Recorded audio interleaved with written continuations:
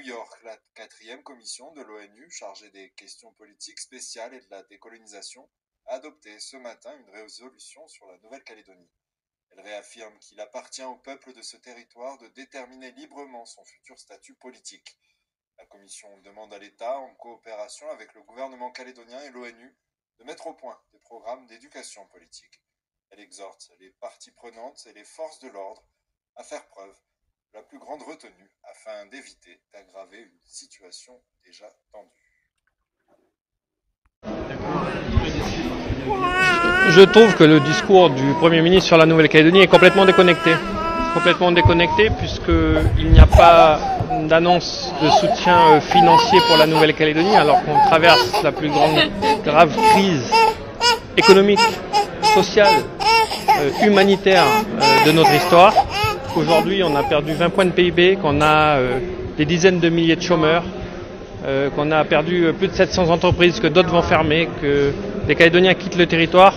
Aucune aide d'annonce sur la solidarité nationale. Une énième mission de dialogue et l'annonce totalement inutile de la non-convocation du Congrès de Versailles qui n'est pas de sa compétence mais de la compétence du président de la République.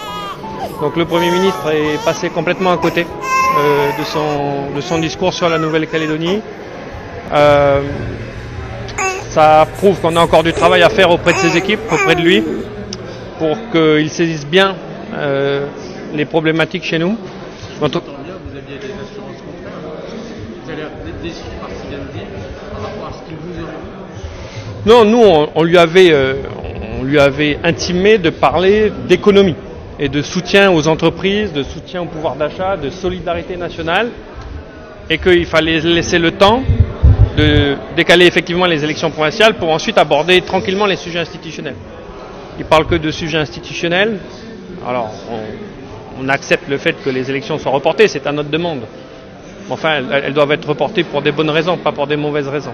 Et aujourd'hui, on a l'impression qu'elles sont reportées pour des mauvaises raisons. Donc ça veut dire qu'il nous reste du pain sur la planche avec une équipe nouvelle au sein de Matignon et bon, ça veut dire qu'il va falloir redoubler d'efforts. Ça veut dire qu'aujourd'hui, à l'écoute de son discours, le Premier ministre aurait-il choisi un camp plus qu'un autre? Non, je ne crois pas qu'il ait choisi un camp plus qu'un autre. Je crois surtout qu'il ne mesure pas, la gravité de la situation, 2, les enjeux politiques, et que 3, il a besoin de se saisir du dossier, parce que vouloir s'en occuper, c'est bien. Dire des choses plus pertinentes, c'est mieux. Et comme je le dis, l'histoire du Congrès de Versailles, c'est même pas sa compétence, c'est la compétence du président de la République. Donc le Premier ministre ne peut pas décider de convoquer ou pas le Congrès de Versailles. Est-ce que l'idée d'un consensus politique et de la non-convocation du Congrès ne va pas, c'est pas aussi un message pour apaiser la situation localement?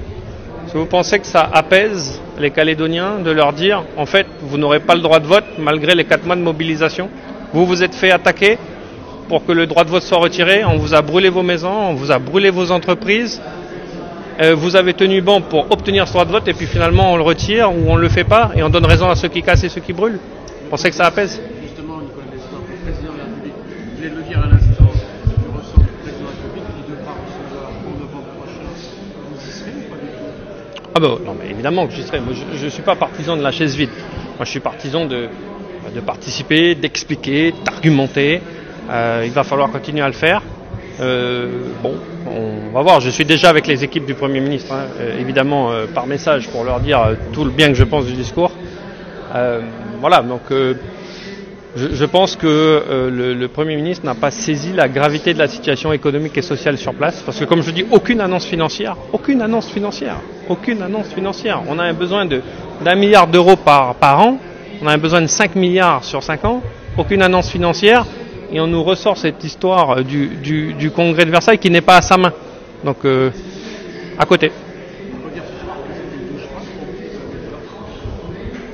Non, mais c'est jamais une douche froide, la politique c'est ça. C'est juste que je trouve que le Premier ministre est passé à côté de son discours sur la Nouvelle-Calédonie et ça va m'obliger à avoir un discours plus incisif, moins en défense du gouvernement que ça ne l'était jusqu'ici, et donc être plus un porte-parole des Calédoniens Et même s'il va falloir que je le dise publiquement dans l'hémicycle, je le dirai.